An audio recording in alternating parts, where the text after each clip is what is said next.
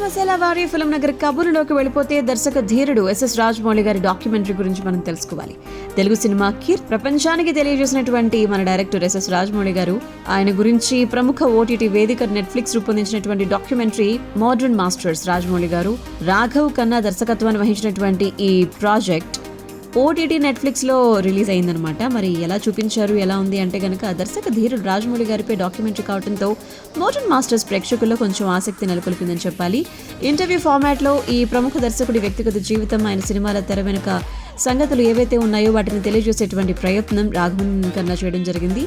ఒకవైపు జక్కన్నను ప్రముఖ journalist, film critic Anupam Chopra interview చేసినటువంటి ఎపిసోడ్స్, మరోవైపు ప్రభాస్ గారు, ఎన్టీఆర్, రామ్ చరణ్, రానా లాంటి వాళ్ళు రాజమౌళి గారితో కలిసి వర్క్ చేసినటువంటి వారి అనుభవాన్ని వారు పంచుకునేటువంటి ఆ దృశ్యాలు, రాజమౌళి గారి కుటుంబ సభ్యులు చెప్పినటువంటి విశేషాలు ఇందులో మనకు కనిపిస్తాయి.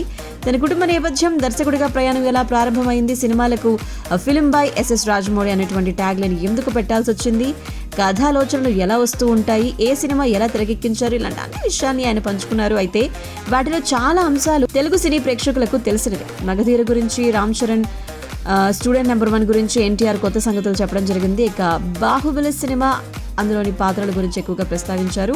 రిలీజ్ అయిన రోజే ఈ సినిమాకి ఫ్లాప్ టాక్ రావటం, కట్టప్ప క్యారెక్టర్ను తక్కువగా చూపించడంతో ఇంకా ఎన్నో విషయాలు, ఎన్నో రియాక్షన్లు ఇందులో మీరు చూడొచ్చు అనమాట.